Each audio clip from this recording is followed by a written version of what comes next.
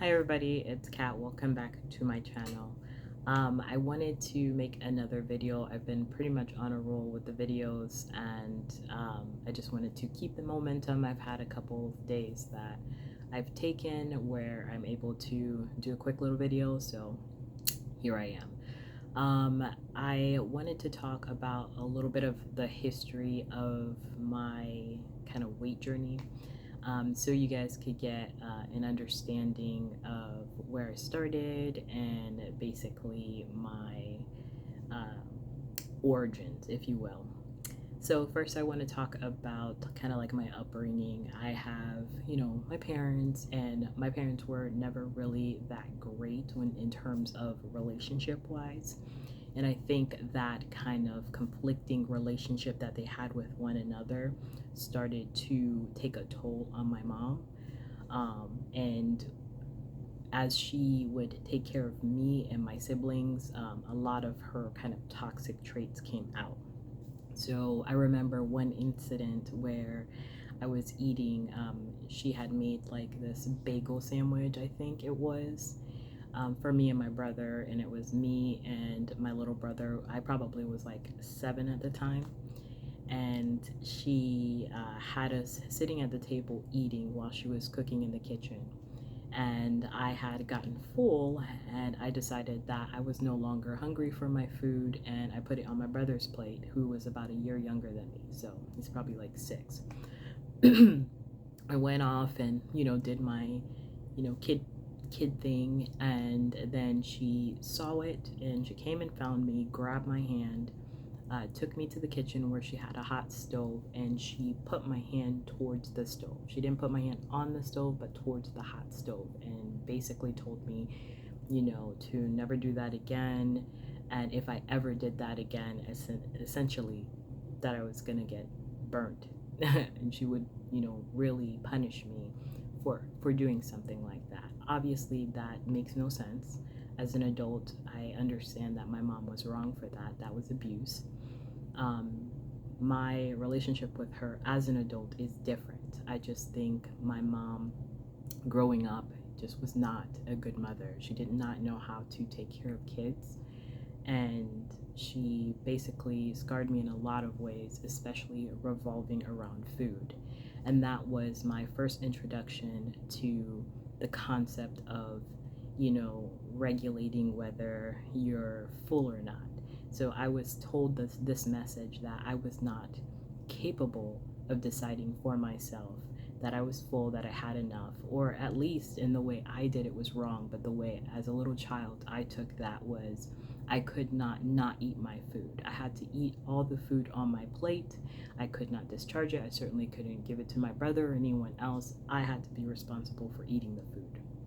So later on, as we got older, there was another incident where I guess my mom was basically the one buying all the food and preparing all the food, as probably is normal for a lot of moms. And she gotten into the habit of locking the fridge. She would work night shifts, so I guess in an attempt to prevent us from eating all the food or most of the food that she prepared, she locked the food and just left us, food to eat, but we wouldn't have access to the fridge.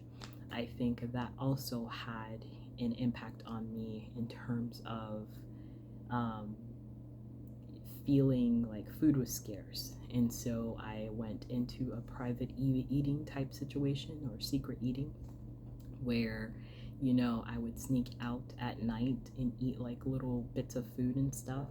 I also developed the habit of, if I became so full that I couldn't eat anymore, I would sometimes vomit. Like I would go in the bathroom and I would like throw up because it was just so much. My stomach hurt. I felt so full.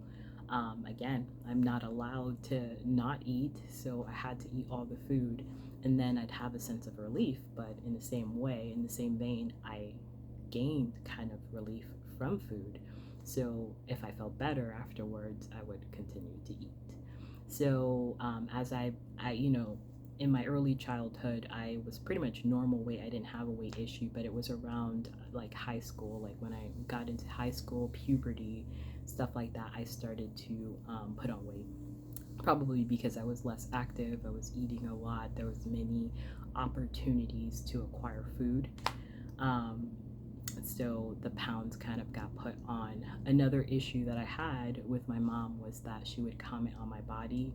So she would make comments about how frumpy I was, how, you know, how I put my bra on, or, you know, like just like general appearance, not my weight, but just appearance. Like she would say that I was not pretty, I was not attractive. You know, she would make pretty nasty comments, and to this day I don't know why she was so nasty, but I think it had more to do with herself and her insecurities that she would then try to put onto me to make herself feel better. But that in turn gave me a negative self-talk that I carried with me. So along with, you know, a growing body, along with puberty, along with, you know, the intricacies of femininity, I had no one to turn to talk about those things. So I just kind of hid. I would wear like sweaters and stuff to cover my body and to hide my body. So I was hiding my body, I was hiding my overeating, I was, you know, trying to limit people from like watching me or looking at me or seeing me. So I had this limited self esteem from someone who was supposed to love me and care about me and, you know, build me up, who was bringing me down. So I brought myself down, and I always had this like anxiety that everybody was talking badly about me, everyone was saying nasty things. So I had this constant stress and anxiety that if I wanted to fix, how would I do that? I would turn to food. Food would make me feel better, if only for a moment, but it would make me feel better. So that's my history. I just wanted to talk a little bit more about, you know, the backstory of where I came from. By the time I graduated high school, I think I was either 180, 190. So I was already pretty big, and I pretty much stayed that weight anywhere from 190 to 200 to 205 for the next like 10 plus years. And so I've pretty much been overweight for a long time. So fasting has really been a godsend to me, and it has been one of the easiest methods of losing weight. However, maintaining weight has been an issue. So I did fast. I think it was 2022. I started fasting. I lost from 194, my highest at the time, to 160. And I kind of maintained for like 6 months, but again, stress occurred, and I hadn't created habits to deal with the stress. What happens when you get stressed? What happens when you get anxious? What happens when you're depressed? How do you prevent yourself from going back to your bad habits? And so basically, that's why I created this channel, because I want a place to be held accountable. I want a place to help other people create strategies to maintain weight loss. Once you get there, it's a whole different world. You have to really know how to stay at your goal weight, how to stay at a healthy weight. Well, even if it's not your goal weight, whatever that lowest weight is you get to that's healthy for you, how do you maintain that throughout the years? So yeah, that's basically the end of this video. I look forward to make more videos like this in the future. If you guys have any suggestions, please let me know. As of today, I'm at 174. I definitely lost from the last time I posted, and it's my lowest weight as of today. But yeah, thank you for watching, and stay tuned for more videos.